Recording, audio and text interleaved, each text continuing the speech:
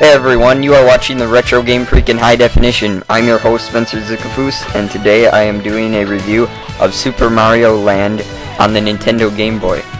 This is just part 1 out of 2 reviews that I'm going to be doing of Super Mario Land. And actually this is an emulation where I recorded it with by using a ROM and an emulator. It's not actually my Game Boy. But anyways, Super Mario Land was originally released in 1989 on the Nintendo Game Boy, and it actually just stars Mario and does not have Luigi in it at all. Following Super Mario Land came the game Super Mario Land 2 6 Golden Coins, which was also a really fun game, but I personally don't believe it has the same feel that Super Mario Land number 1 did. And then finally, after Super Mario Land 2 6 Golden Coins came Wario Land Super Mario Land 3. And I'm not really sure what the story behind that is. I don't know if that's when Wario was first introduced to the gaming world or not, but I've only played the game a little bit, but all 3 of them are on the Nintendo Game Boy, and they're just a blast. But anyways, Super Mario Land consists of many enemies that are similar to those in other Mario games, and yet not similar to those in other Mario games. Such as the turtles that when you jump on them they leave a bomb that explodes, and there's flying things that shoot arrows at you, and there's little things that look like mushrooms but you have to jump on them, and there's just a lot of stuff like that. Although Super Mario Land is in black and white, it has really good graphics and nice sound.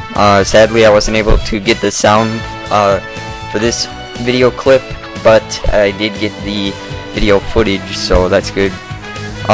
Super Mario Land is full of a ton of secrets. It's a lot like Doom, in which it has lots of secrets. Otherwise, it's not much like any other game except for Mario games. You could maybe compare it to Metroid, except for Super Mario Land just really has a different feel for it than any other game does.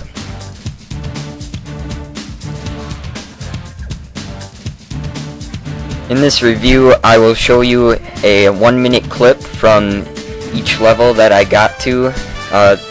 Once again, this is just part 1, so this will only be the first few levels, and then part 2 will show you the last levels.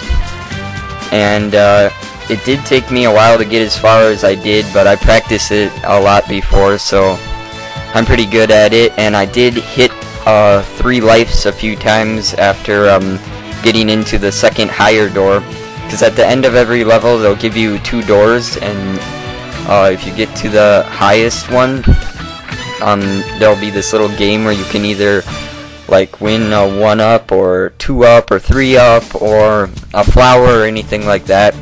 And I won 3-up a few times, so that's right now it shows that I have 9 lives. But yeah, Super Mario Land has a lot of different levels on it, and one of the most difficult things or annoying things is after beating a boss on a level, it'll have Princess Peach, and then you'll think that you won or something dumb like that, or at least that's what Nintendo wanted you to think. And then Princess Peach will just turn into another monster, and then you'll be all sad again. But